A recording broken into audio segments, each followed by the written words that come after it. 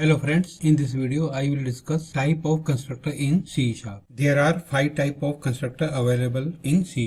First होता है आपका default और parameter less constructor. Second होता है parameterized constructor. Third होता है आपका copy constructor. Fourth होता है आपका static constructor. And fifth होता है आपका private constructor. Now let me discuss each and every constructor with the help of clear word example. Now अब हम डिस्कस करते हैं default और parameter less constructor. अगर आपके पास constructor मेथड में कोई भी पैरामीटर नहीं है तो उसको हम क्या कहते हैं, पैरामीटर लेस कंस्ट्रक्टर। यहाँ पे हमारे पास दो टाइप के कंस्ट्रक्टर होते हैं डिफॉल्ट में। एक होता है सिस्टम डिफाइंड डिफॉल्ट कंस्ट्रक्टर और दूसरा होता है यूजर डिफाइंड डिफॉल्ट कंस्ट्रक्टर। यहाँ पे मैंने कोई भी कंस्ट्रक्टर डिक्लेयर नहीं किया, तो system defined default constructor name imply जो आपकी वैल्यू को इनिशियलाइज करेगा, इम्प्लाई आईडी को 0 दे देगा, इसको दे देगा नल, इसको दे देगा नल। बिकॉज डिफॉल्ट वैल्यू जो होती है वो आपकी स्ट्रिंग में नल होती है, इंट में आपकी 0 होती है। सिस्टम डिफाइंड डिफॉल्ट कंस्ट्रक्टर को हमने देखना है तो यहाँ पे इम्प्लाई पे आप माउस लेके जाओ तो यहाँ पे क्या आ गया आपके पास, imply dot imply.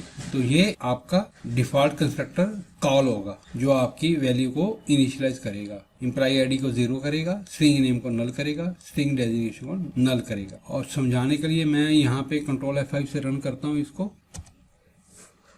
Imply ID 0, string name यहाँ पे नल है लेकिन वो प्रिंट नहीं कर रहा, यहाँ पे भी नल है वो प्रिंट नहीं कर रहा, लेकिन मैंने स्ट्रिंग डेजिग्नेशन नल प्रिंट करवा दिया। Now constructor which is defined by user without any parameter is called user defined constructor. This constructor does not accept any argument, but as part of constructor body you can write your own logic in the constructor. Now अब हम एक user defined constructor बनाते हैं। वो आपका default constructor होगा। वो क्या करेगा, आपकी वेरिएबल की वैल्यू को इनिशियलाइज कर देगा। यहाँ पे हम लिखते हैं यूजर डिफाइंड डिफॉल्ट कंस्ट्रक्टर। तो जो कंस्ट्रक्टर का नाम होना चाहिए वो क्या होना चाहिए, आपका क्लास नेम होना चाहिए। यहाँ पे हम लिखते हैं पब्लिक इम्प्लाई ब्रैकेट और यहाँ पे मैं वैल्यू दे देता हूँ EID is equal to 10, string name Raj, string designation IT manager. और यहाँ पे मैं फंक्शन बनाता हूँ पब्लिक वॉइड इम्प्लाई डिटेल्स। यहाँ पे मैं ऑब्जेक्ट को डिलीट कर देता हूँ बिकॉज हमने वहाँ पे यूज़ करना है।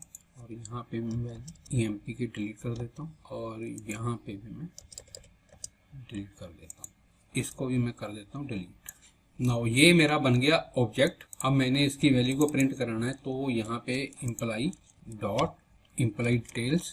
अब जब मैं इसको कंट्रोल F5 से रन करूंगा तो मेरे को वैल्यू को देगा, यहाँ पे 10 दे देगा, सेकंड में राज दे देगा, थर्ड में मेरे पास IT मैनेजर दे देगा।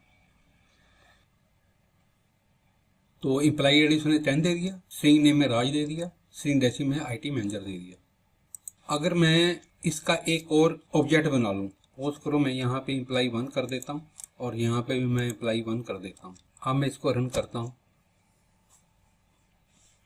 तो यहाँ पे भी उसने मेरे को EID 10 दे दिया, स्ट्रिंग नेम राज दे दिया, स्ट्रिंग डेजिग्नेशन IT मैनेजर दे दिया। तो this is the drawback for the constructor जो हमने यहाँ पे डिफाइन किया था, बार बार वही वैल्यू प्रिंट करवा रहा है।